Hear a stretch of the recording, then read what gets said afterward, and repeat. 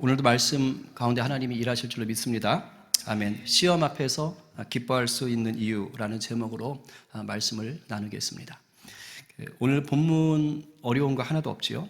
뭐 지식적으로 우리가 이해할 수 없는 부분도 없습니다. 그리고 어떤 분한테는 이런 말이 사실 좀 이렇게 장난처럼, 말장난처럼 느낄 수도 있어요. 그러니까 누가 여러분에게 이렇게 말하는 거예요. 집사님, 요즘 뭐 가족이 아파서 너무 마음이 힘들지요? 기뻐하세요. 뭐 기뻐하시면 하나님이 인내 주시고 온전케 하실 거예요. 또 뭐 이런 분들 있잖아요. 집사님, 자녀가 하도 속을 썩여가지고 막 속에 다 타들어가지요. 기뻐하세요. 인내하다 보면 하나님이 온전케 하실 거예요. 집사님, 다니는 직장 일터가 진짜 마음에 안 들죠?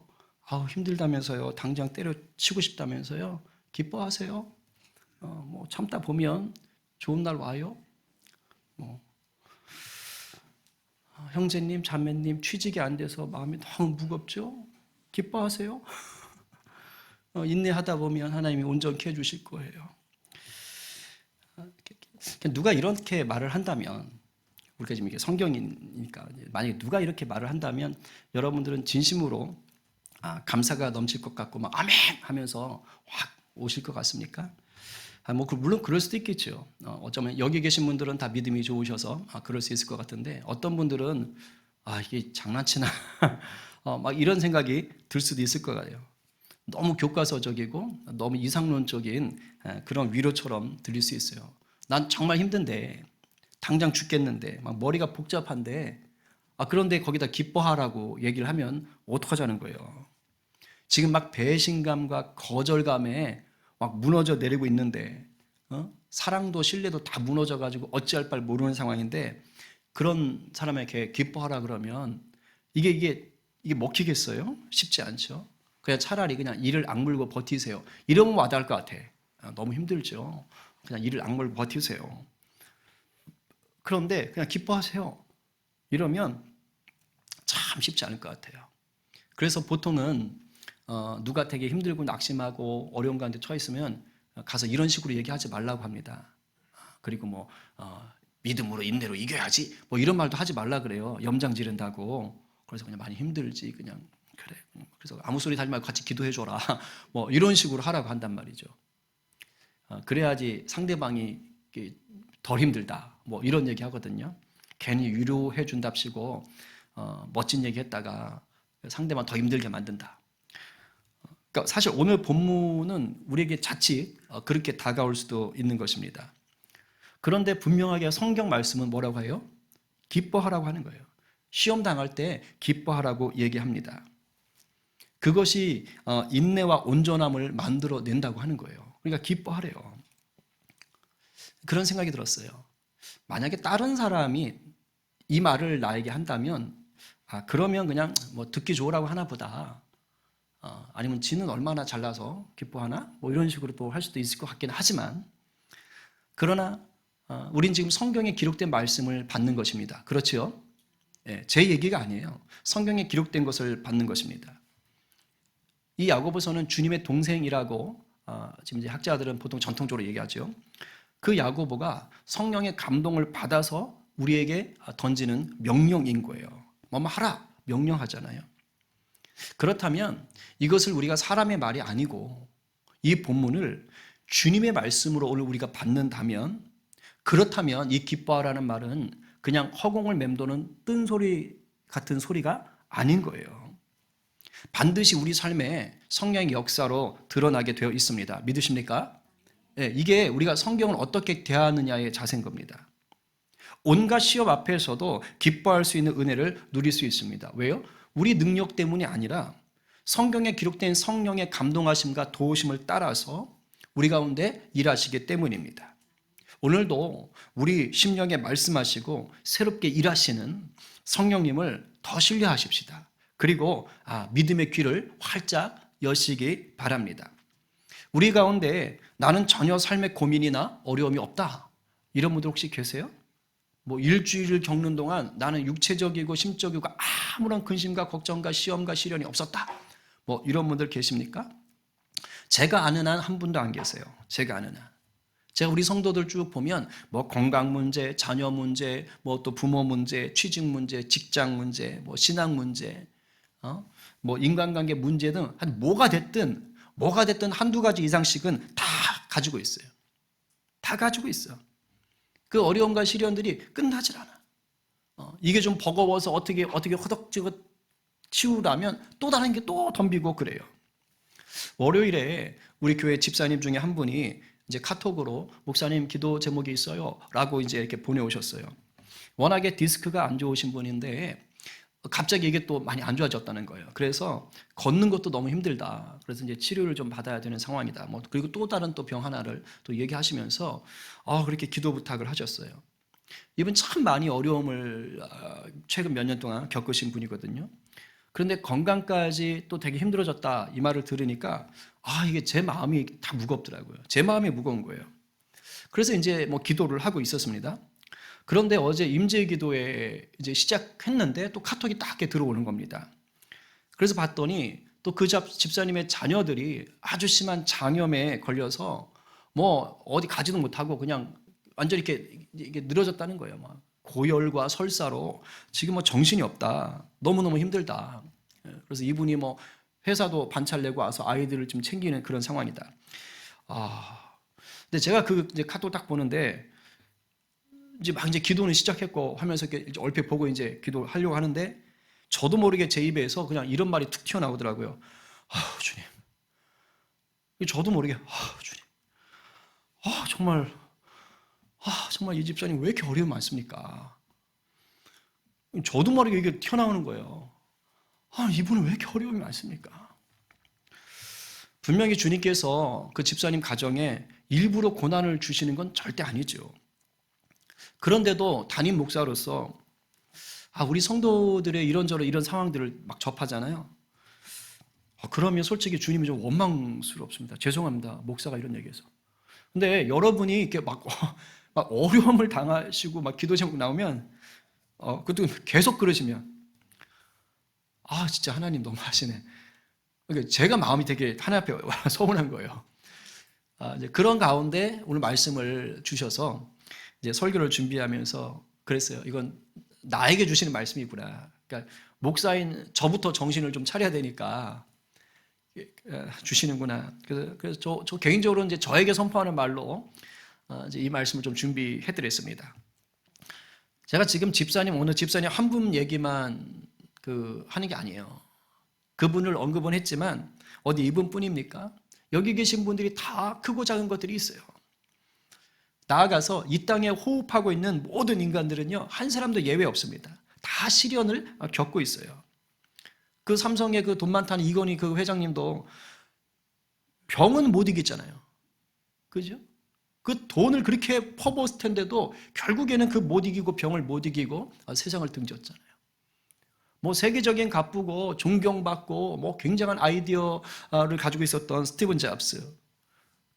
그 사람은 사실 자기가 만든 애플사에서 쫓겨나기까지 했었죠.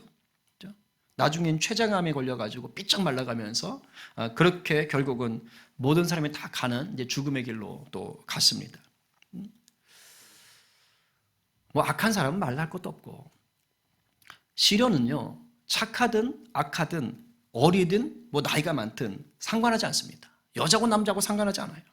그냥 살아있는 모든 자에게 찾아와서 평생 동안 함께 같이 가는 동반자와 같습니다. 그렇다면 도대체 이 시련의 정체는 뭘까요? 평생 동안 우리가 동반하는 이 시련의 정체는 우리에게 적인 겁니까? 아니면 친구인 겁니까? 우리가 말씀을 어떻게 아느냐에 따라서 이 시련은 적이 되기도 하고 친구가 되기도 할 겁니다. 세상의 대부분 사람들은 시련을 적으로 삼죠. 어떻게든지 시련을 겪지 않으려고 발버둥칩니다. 그러나 발버둥 쳐도 소용없어요. 그 시련은 비껴가지 않아요. 늘 내 곁에 있습니다. 시련을 적으로 알고 아무리 대적해봤자 소멸하지 않습니다. 결국은 그걸 통과해 가야 되는 거예요. 뚫고 가야 되는 거예요. 2절에서 뭐라고 합니까? 너희가 그죠? 여러 가지 시험을 당하거든 이라고 지금 얘기하고 있어요. 뭘 전제하는 거예요? 니네가 예수 믿는 자들이지만 니네가 살면서 온갖 어려움을 만나게 된다라고 얘기하는 거예요. 그런데 너희가 그 여러 가지 시험을 당할 때 온전히 기쁘게 여기라라고. 쉽게 말하면 그냥 기뻐하라는 거예요. 딴 생각하지 말고 기뻐하라는 것입니다. 이 말씀을 우리 삶에 성취될 열매로 여러분들이 미리 받으신다면 결국 성도에게 있어서 시련은 뭐와 연결된다는 겁니까? 기쁨과 연결이 된다는 말이에요. 수많은 시련을 만나지만 결과론적으로 성도에게는 이 시련으로 인해서 기뻐할 수 있다는 것입니다. 그렇다면 이 시련은 적이 아니죠.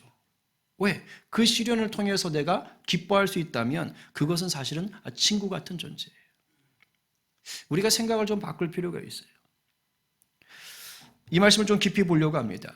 오늘 본문에 나온 단어 뜻을 조금 원어로 풀어가면서 말씀을 좀 살필 건데 2절에 보니까 너희가 여러 가지 시험을 당하거든 그랬어요. 여기서 말한 이 시험이 있고 3절에 보시면 너희 믿음의 시련이라고 있습니다. 시험이나 시련이나 그 말 같습니다. 그런데 헬라 원어를 보면 뭐 영어 성경을 봐도 좀 다르지만 좀 다릅니다.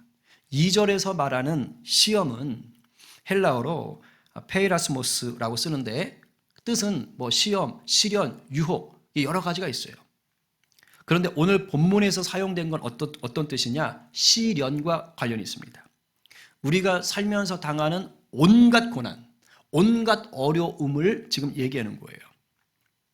이 어려움에는요, 우리가 예수님을 위해서 살다가 겪는 어려움도 있고, 내가 죄를 겪어서, 그러니까 내 연약함으로, 그냥 내 잘못으로 인해서 겪는 어려움이 있잖아요. 그런 것들도 다 포함되는 거예요. 좋든 나쁘든 다 포함되는 것입니다. 그러니까 직장에서 뭐 친구들 사이에서 난 예수 믿는 사람이 볼로 보이겠어. 그래서 뭐 술, 담배 절대 안 해. 난 절대 안 해. 그렇게 했다가 뭐 찍혀가지고 왕따를 당하거나 뭐 실제로 직장에서 진급에 불이익을 당하는 분들도 있거든요. 이제 그런 어려움도 해당이 됩니다. 2절에서 말하는 시험은. 그런데 그게 아니고 예수를 믿는데도 불구하고 그냥 먹고 마시고 노는 거 좋아하다가 그냥 마약에 손대고 노름에 손대고 하다가 그 재산 탕진하고 맡은 일도 제대로 못해가지고 인생이 꼬여드는 것, 이런 어려움도 다 해당이 되는 거예요. 2절에서 말하는 건 그렇습니다. 자, 그리고 3절에서 말하는 이 믿음의 시련할 때 시련은 뭐냐? 헬라어가 달라요. 도키미온이라는 건데 이것은 시험 또는 진짜의 이런 뜻이 있어요. 그러니까 본문에서는 오늘 본문의 맥락은 어떤 뜻이냐? 영어로 말하면 테스트입니다. 테스트, 확인, 점검 이런 차원인 거예요. 이제 우리 교회가 속해 있는 노예에 이제 어느 장로님하고 얘기를 나눌 기회가 있었는데 그분 딸이 LG전자 노트북 만드는 그 회사의 연구원이라고 합니다.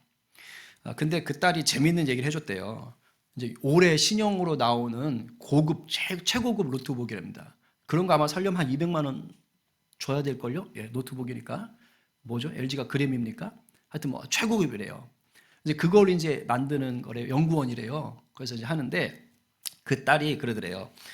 이걸 다 만들어 놓고 이제 시판 전인데 테스트를 한대요. 테스트를 하는데 자기 어깨 높이만큼 들어가지고 그냥 탁 떨어뜨린대요. 200만 원 넘는 거를. 한 번이 아니야. 계속 떨어뜨린대요. 계속. 10번이고 20번이고 100번. 하는 일이 그거래요. 뭐 책상에 올라가서도 떨어뜨리고. 그래서 뭘 보느냐? 떨어졌는데도 제대로 작동하는가?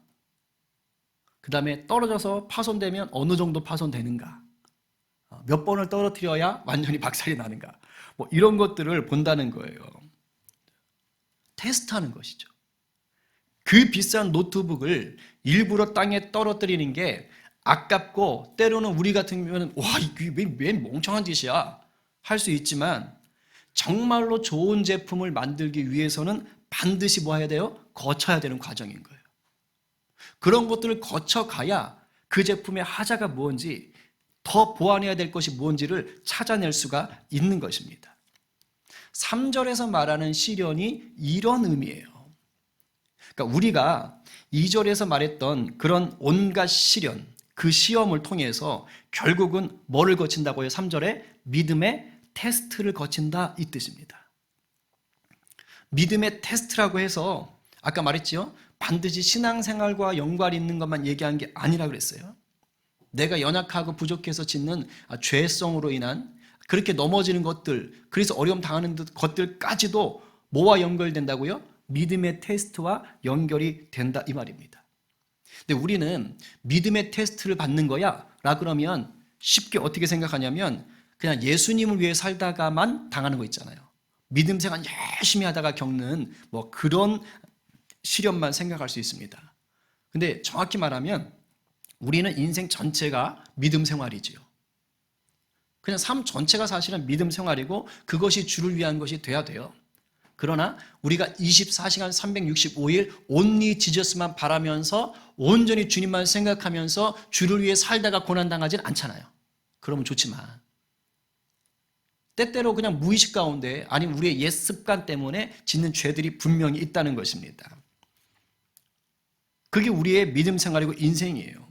그러니까 나의 잘남도 나의 못남도 결국 다 무엇과 연결되어 있어요? 나의 믿음과 연결되어 있어요. 내가 믿음 생활을 잘해서 그로 인해서 우리의 믿음이 성장할 때도 있지만 사실은 어떤 줄 아세요? 내가 믿음 생활을 하다가 잘못할 때 있잖아요. 실수할 때, 무너졌을 때 그때 정신 차리고 깨닫고 한 대 맞고 회개하고 그러면서 믿음이 더 굳어지는 경우가 더 많습니다. 비 온 뒤에 땅이 굳는다고 오히려 내 자신의 연약함을 통해서 하나님을 만나고 회개하잖아요. 그럼 신앙이 더 자라는 것이에요. 실수와 실패를 거울 삼을 때 우리의 믿음이 더 자란다고요. 실로 우리 인생의 모든 열매가 이 실수와 이 실패를 보완하고 고쳐서 얻은 수확이다라고 해도 사실은 틀린 말이 아닌 것입니다. 이 테스트가 바로 그런 의미를 갖고 있는 거예요. 우리가 예수 믿는다고 해서 뭐 처음부터 완벽한 사람이 되느냐? 절대 그렇지 않잖아요.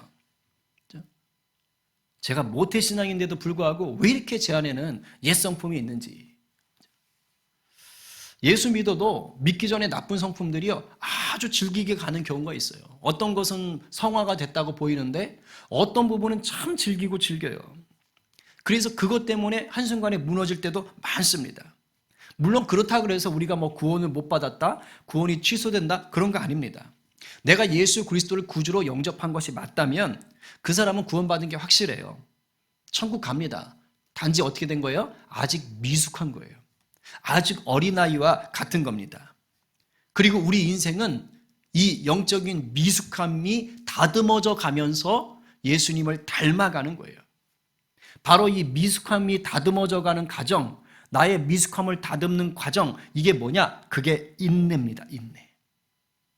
온갖 시련을 헤쳐가는 과정, 온갖 시련 속에서 믿음의 테스트를 받는 과정이 뭐예요? 그게 인내인 거예요. 아기가 태어나면 뭐 꼼짝도 못하죠. 그러다 이제 제일 먼저 하는 게 뒤집기, 그러니까 고개 들기가 먼저인가? 그 다음 뒤집기, 그죠? 이제 뒤집기 시작하면 이제 기기 시작하잖아요.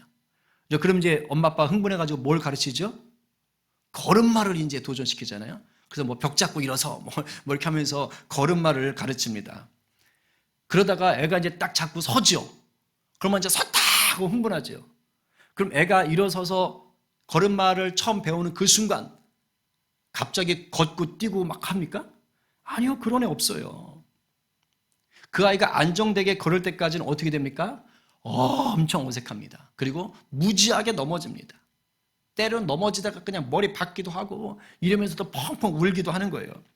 근데 만약에 부모가 내 아기가 걸음마를 배우다가 넘어져서 아프고 깨지고 해서 우는 게 너무 가슴 아프다.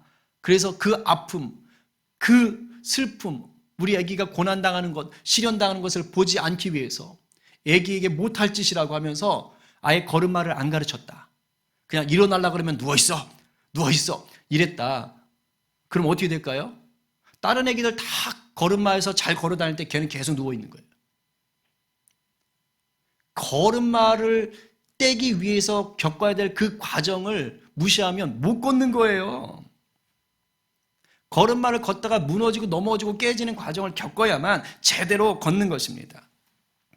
걸음마를 배울 때 이 수없이 넘어지는 이 시련 자체가 뭐예요?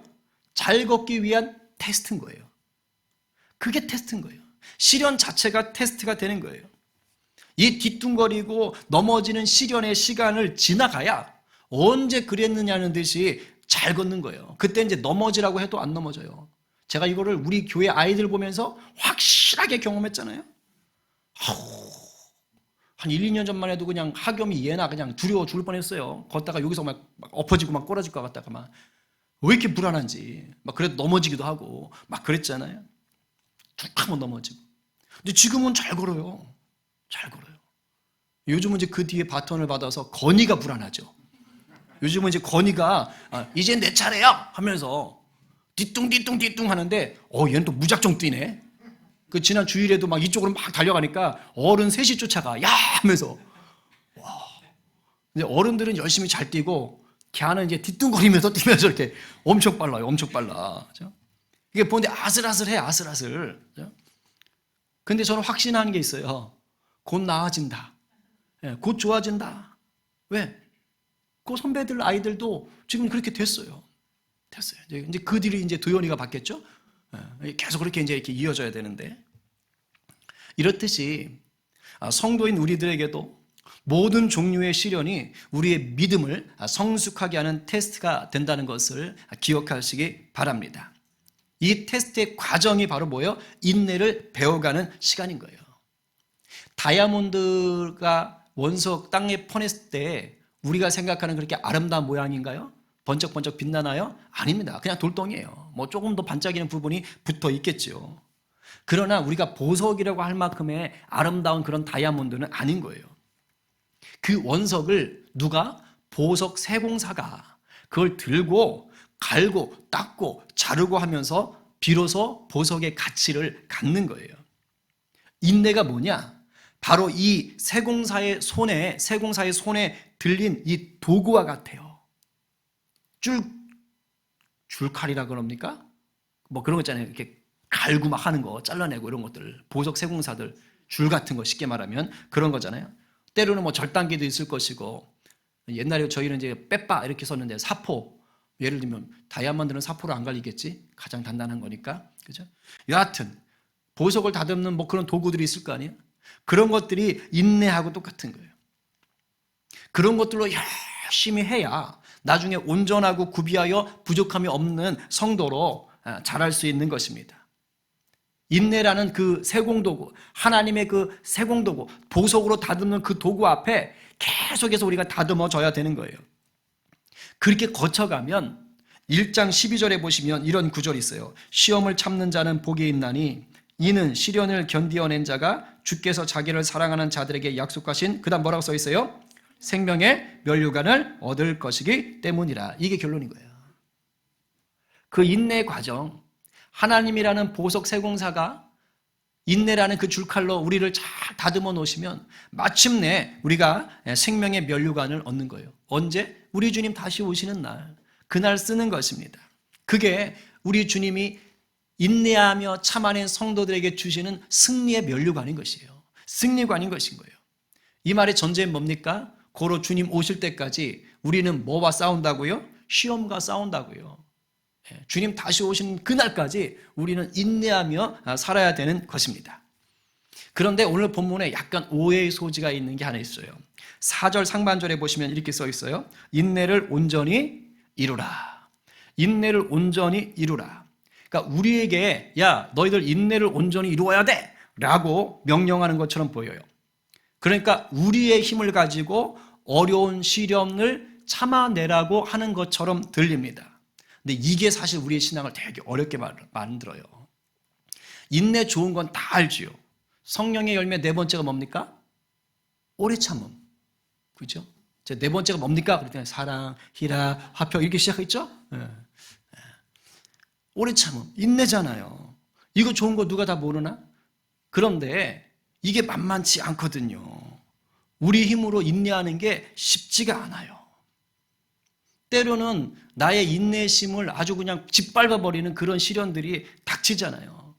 내가 생각해도 어처구니가 없는 실수를 내 스스로 또 행할 때가 있잖아요. 그러니까 인내를 온전히 이루라? 이거 자체가 벌써 굉장히 부담으로 확 다가올 수가 있습니다. 무너지고 포기하고 막 다 때려치고 싶어. 이럴 때가 많거든. 근데요, 걱정하지 마세요. 우리 주님이 더 잘 아세요. 저나 여러분이 그런 인생인 것을 더 잘 아십니다. 그래서 인내를 온전히 이루라 이 말도요, 우리의 힘으로 인내를 완성해라 이런 뜻이 아닙니다.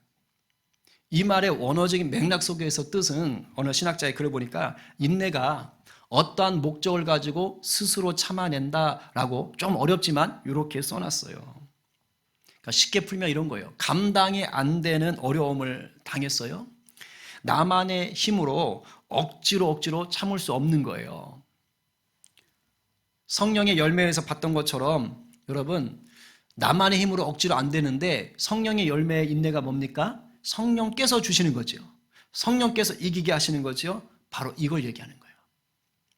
인내를 온전히 이루라고 할 때는 3절에서 믿음의 시련이 인내를 만든다라는 말이 우선하는 거예요. 믿음의 시련이 인내를 만들어내는 줄 너희가 알미라. 믿음의 시련이에요. 믿음의 테스트예요. 믿음이 있어야 되는 거예요. 믿는 자에게 누가 함께 합니까? 예수님이 함께 하시잖아요. 그러니까 믿음의 시련이니까 내 힘으로 만들어내는 인내가 아니라 내 믿음의 대상이 되시는 주님이 함께 하시면서 인내를 만들어 주신다 이 말입니다. 성령께서 도우셔서 인내하게 하신다는 거예요. 그것이 인내가 스스로의 목적을 가지고 자기가 방향을 가지고 나아간다는 거예요. 주님께서 인내하게 하셔서 우리를 하나님의 형상으로 빚어 가신다 이 말입니다. 아까 다이아몬드 얘기했죠? 다이아몬드 원석에 지가 나와가지고 내가 비싼 다이아몬드가 되겠어 하고 스스로 다이아몬드가 줄칼 들고 자기를 이렇게 다듬는 거 아니잖아요. 보석을 세공사가 받으면 이 원석은 이런 모양으로 깎아야겠다. 16각을 만들까? 32각을 만들까? 이런 게 있는지 모르겠지만 여하튼 자기가 뭔가 생각하고 계획하는 게 있을 거 아닙니까? 그러면 그것대로 뭐 하는 거예요? 다듬는 거예요. 깨나가고 삭삭삭삭삭 긁어 나가고. 그러니까 돌 입장에서 보면 자기가 만신창이가 되는 것처럼 보이죠. 긁히고 쪼개지고 아프고 막 그럴 게 아니에요? 근데 그게 아름다워지는 거라고요. 그게 아름다워지는 거라고요. 성도의 인내가 이와 같은 것입니다. 성령께서 인내라는 줄칼로 우리 성도의 삶을 뭐 하는 거예요? 다듬어 가시는 거예요. 내가 도저히 감당할 수 없는 시련을 당한다는 건 뭐예요? 줄칼이 세게 들어오는 겁니다. 세게 들어오는 거예요. 근데 그때도 우리 주님이 뭐 한다고요? 감당하게 하신다는 거예요. 인내를 온전히 이루라라는 말은요, 사실은 뭐 하는 거예요? 주님을 잘 붙잡아라 이 뜻이에요. 주님을 끝까지 붙잡아라는 거예요. 우리가 잘 아는 말씀 고린도 전서 10장 13절 찾아볼까요? 신약 275쪽. 275쪽입니다. 자, 사람이 감당할, 다 같이 시작. 사람이 감당할 시험 밖에는 너희가 당한 것이 없나니 오직 하나님은 미쁘사 너희가 감당하지 못할 시험 당함을 허락하지 아니하시고 시험 당할 즈음에 또한 필요할 길을 내사 너희로 등이 감당하게 하시느니라. 아멘. 이겁니다. 인내를 온전히 이루라는 것은 주님께 붙잡아 있으면, 믿음의 주요 온전케 하시는 이 예수 그리스도를 붙잡고 있으면 성령께서 이기게 하신다는 거예요. 도와 주신다는 것입니다. 결국 오늘 말씀도 뭐 하는 거예요? 주님 붙잡으라는 거예요. 어떤 상황에도 주님 바라보라는 거예요. 물론 주님이 원망스러울 때도 있을 수 있어요. 주님이 과연 일하시나 의심스러울 때도 있을 수 있어요. 그럼에도 불구하고 주님 손은 놓지 말라는 것입니다.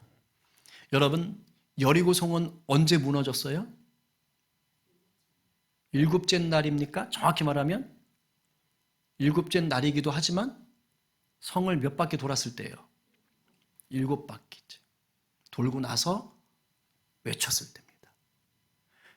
하나님이 분명히 일주일 뒤에 넘어진다고 했는데 그 일주일 동안 하루 돌고 나서 뭐 10m 무너지고 이틀 돌고 나서 20m 무너지고 이런 게 아니에요.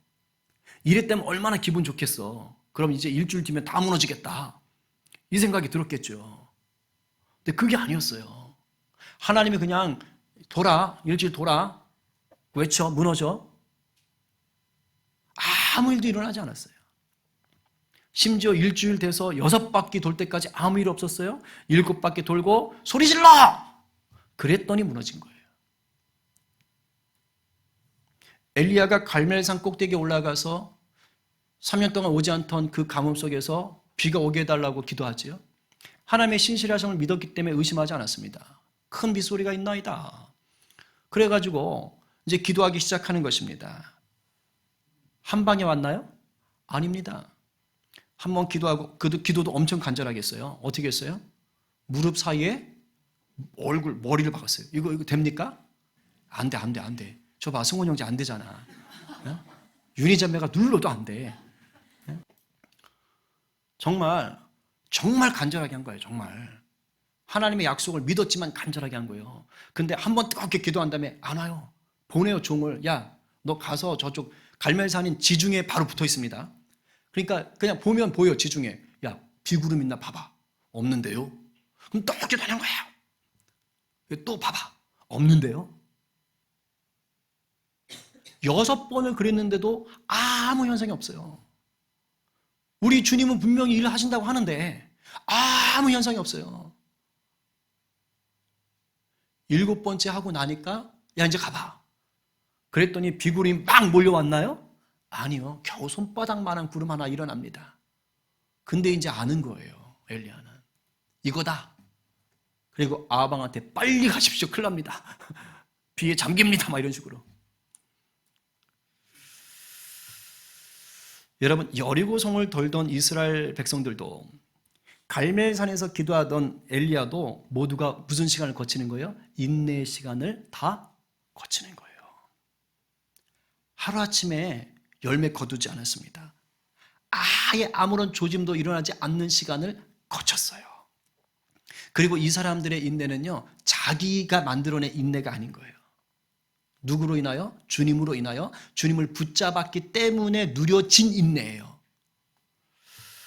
주님이 인내할 수 있도록 계속 도운 것입니다. 여호수아를 통해서 격려하고 하나님의 말씀으로 그 앞에 이제 막 그 바알 우상들하고 싸웠잖아요. 그죠? 제사장이랑 싸워서 이겼잖아요. 이제 그 믿음을 가지고 붙잡고 나가는 거죠. 주님이 우리를 인내하시게 도우시는 이유가 있어요. 왜요? 우리가 보석 같은 성도로 빚어지길 원하시기 때문입니다. 여러분, 이 세상에서 그냥 허투루 살도록 하나님이 내버려 두지 않아요. 하나님은 방치하시는 분이 아닙니다. 하나님은 어떻게든지 우리를 정금같이 사용하기를 원하시는 분이에요. 그래서 이게 우리가 하나님을 따라가다가 당하는 시련이 됐든 우리의 연약함 때문에 무너져서 당하는 시련이 됐든 결과적으로 성령께서는 이 모든 것들을 사용하셔서 우리의 믿음이 성장하게 만드는 테스트의 장으로 끌어들이신다는 거예요. 우리의 하루하루가 결국 예수를 닮아가는 삶인 것을 믿으시기 바랍니다. 고로 우리가 온갖 시련이 있어도요, 기뻐할 수 있는 것은 뭡니까? 주님 안에 있기 때문에 가능한 것입니다. 할렐루야. 나로부터 나오는 기쁨이 아니에요. 우리가 나로부터 나오는 기쁨이 있을 수 있어요. 내가 원하는 게 되었을 때. 내가 원하는 것이 됐거나 내가 생각지도 못했던 좋은 것들이 나한테 일어나면 이야 하면서 기뻐하죠. 이건 나로부터 오는 것일 수 있습니다. 그러나 오늘 이 본문에서 얘기하는 이것은 나로부터 나오는 것이 아닙니다. 시험 당할 때 기뻐하라는 것은요, 주님으로부터 나오는 기쁨이요, 내가 주님을 붙잡았기 때문에 주님께서 나에게 주시는 기쁨이 평강인 것이에요. 이것이 우리 가운데 누려지길 바랍니다. 너무도 막막한 시련을 당할 때, 너무도 황당한 시련을 당할 때 당연히 슬퍼할 수 있지요. 낙심할 수 있지요. 막 수치심 때문에 괴로울 수 있지요. 막 분노 때문에 밤잠을 설칠 수 있지요. 근데 거기서 멈추지 말라는 거예요. 뭐 하라고요? 주님을 계속 바라보라는 거예요. 주님을 붙잡으라는 거예요. 믿음의 시련인 거예요. 믿음의 시련. 믿음을 붙잡고 계속 버티고 있으면, 주님 바라보면 우리 주님이 어떻게 한다고요? 성령으로 함께 하시면서 인내하도록 끌어가시는 거예요. 왜? 우리 성도의 영화라는 게 있잖아요.